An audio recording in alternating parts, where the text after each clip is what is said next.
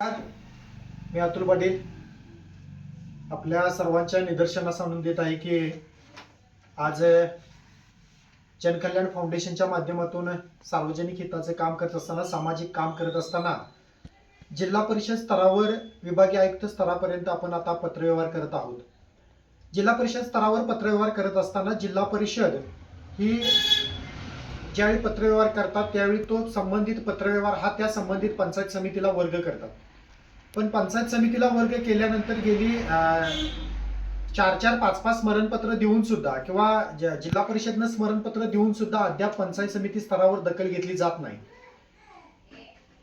पाहायला गेलं तर पंचायत समिती स्तरावर अद्याप कित्येक नागरिकांचे अर्ज प्रलंबित आहेत.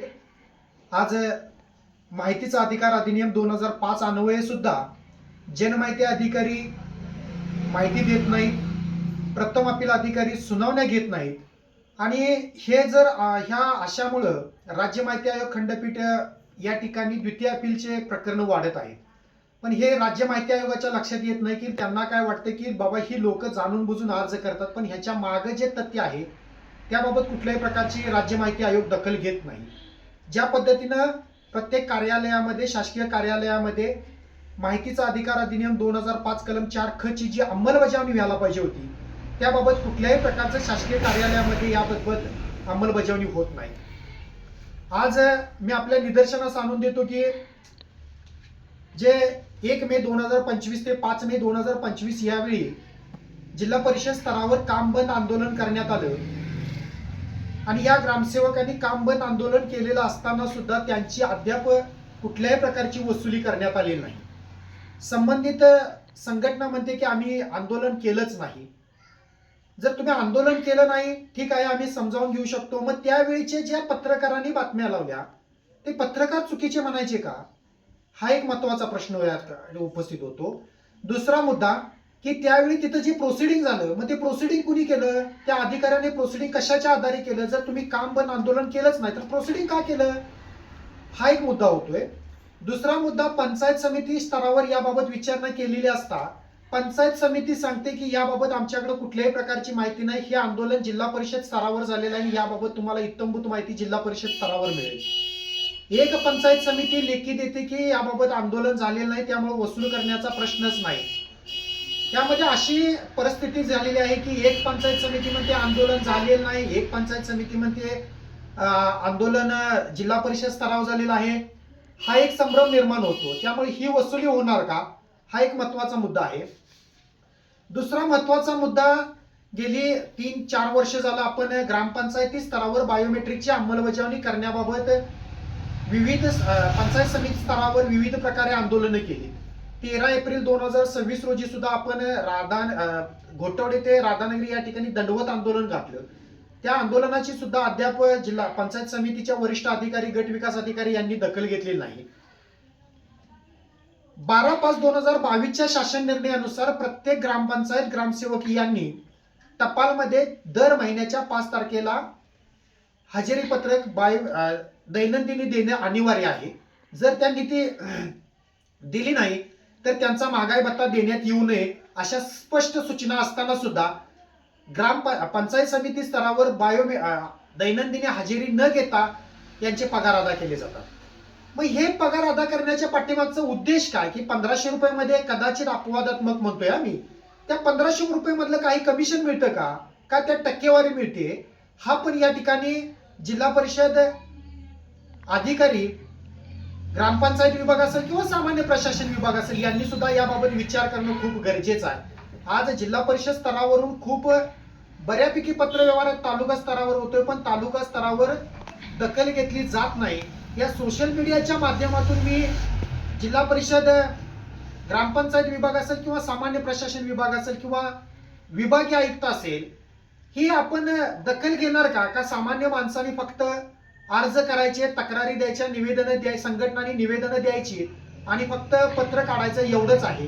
आज सामान्य माणूस गाव स्तरापासून जिल्हा स्तरा, विभागीय आयुक्त स्तरापर्यंत जात आहे. याच्या मागचं कारण काय? आज या ठिकाणी दुसरं एक प्रकरण आहे की ग्रामपंचायत ग्रामसेवक मुख्यालय राहत नाही. आज तुम्हाला सांगायचं झालं तर गावातल्या लोकांच्या पेक्षा विस्तार अधिकाऱ्याचा अहवाल खूप महत्वाचा झाला. म्हणजे सांगण्याचा उद्देश आपल्याला सांगतो की गावात 150 ते 200 लोकांनी सह्या केल्या, ती गावातली लोक खोटी आणि पंचायत समिती राधानगरी आणि गट विकास अधिकारी यांचा अहवाल खरा. म्हणजे हे अधिकारी खरे आणि गावातलं नागरिक खोटं लबाड.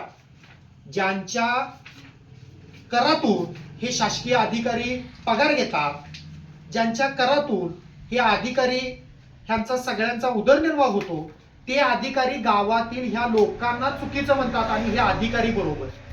मग हे जिल्हा स्तरावरच्या अधिकाऱ्यांच्या का लक्षात येत नाही आणि ह्यावर जिल्हा स्तरावरील जिल्हा परिषदचे अधिकारी लक्ष देणार का, हा एक महत्वाचा या ठिकाणी प्रश्न आहे. आज आम्ही जनकल्याण फाउंडेशनच्या माध्यमातून 15 ऑगस्टला सकाळी 10 ते 12 पर्यंत काळे झेंडे दाखवण्यात का येऊ नये याबाबत आम्ही गेली 2 ते 3 निवेदनं दिलेली आहेत, पण अद्यापही जिल्हा परिषदनं याबाबत सुद्धा दखल घेतलेली नाही. म्हणजे नेमकं चाललंय काय जिल्हा परिषदचं? ग्रामपंचायती स्तरावर विभागीय आयुक्त स्तरावरून झालेले हे पत्रव्यवहार हे कुणाच्या जे गटविकास अधिकारी प्रशासक पुणे विभाग पुणे यांचे हे पत्रव्यवहार आहेत.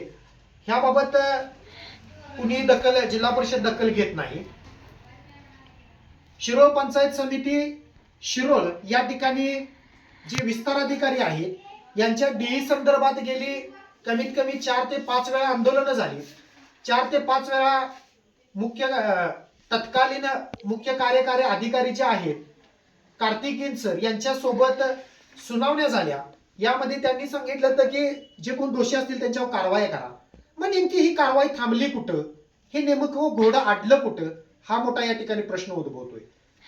मी सोशल मीडियाच्या माध्यमातून जे तालुका स्तरावर असतील, जिल्हा स्तरावर असतील, राज्य स्तरावर जे लोकप्रतिनिधी निवडून गेलेले आहेत त्यांना तुम्हाला जर खरोखर सामान्य माणसाची जर जाणीव असेल तर सर तुम्हाला मी पूर्ण तक्रारीचा बंच देतो, पूर्ण कागदोपत्री देतो तुम्हाला की जर ह्यामध्ये जर सार्वजनिक हित नसेल, समाजाचं हित नसेल तर ह्यामध्ये तुम्ही सांगाल ते करायला मी तयार आहे.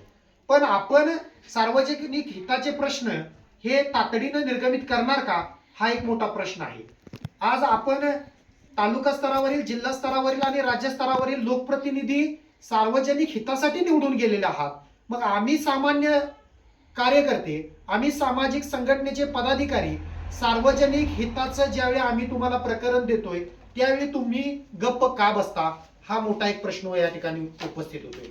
तर मी सरकारला तसेच तालुका स्तरावर असेल, जिल्हा स्तरावर असेल किंवा राज्य स्तरावरील जे हे लोकप्रतिनिधी निवडून गेलेले लोकप्रतिनिधी आहेत यांनी जिल्हा परिषद स्तरावर जे काही कारभार चाललेला आहे याची सखोल चौकशी करावी. तालुका स्तरावर जे मेल स्वरूपात आपले सरकार पोर्टल संदर्भात ज्या काही तक्रारी येतात त्याची योग्य पद्धतीनं तक्रारीची दखल घेतली जाते का, की अशीच कागदोपत्री नुसती उडवाउडवीची उत्तरं देऊन निकाली काढली जाते का, हा एक या ठिकाणी प्रश्न निर्माण होतो. पंचायत समिती राधानगरी या ठिकाणी जर आम्ही पत्रव्यवहार केला, संबंधित तिथं ज्यावेळी आम्ही टपाल असेल किंवा संबंधित त्या कर्मचाऱ्यांना जाऊन भेटलो तर संबंधित अधिकारी आम्हाला सांगतात की आम्हाला या ठिकाणी गट विकास अधिकारी 2 दिवसासाठी चार्ज असतोय, त्यामुळे आम्हाला काम करायला पण अडचण झाली. मग नेमकं राधानगरी तालुक्याचा चार्ज, प्रभारी चार्ज जे घेतलेला आहे, जे विद्यमान गट विकास अधिकारी करवीरचे जे आहेत त्यांच्याकडे प्रभारी चार्ज जो आहे राधानगरीचा, मग हे का असं होतंय? जर त्यांना लोडेड जर करवीर पंचायत समिती असेल तर त्यांनी राधानगरीचा चार्ज सोडावा, काय अडचण नाही. ते संबंधित अधिकारी त्याबाबत निर्णय घेतील, हा निर्णय त्यांचा आहे. जर तुम्हाला या ठिकाणी 2 दिवस किंवा 3 दिवस जर का येऊन काम करून जर होत नसेल तर आपण तो चार्ज सोडावा, दुसरं कोणतरी चार्ज घेईल, जेणेकरून राधानगरी पंचायत समितीचं या ठिकाणचं जे कामकाज आहे ते सुरळीत चालू होईल. जे काही नागरिकांच्या अडीअडचणी असतील त्या सुरळीत होतील. याबाबत ही गेल्या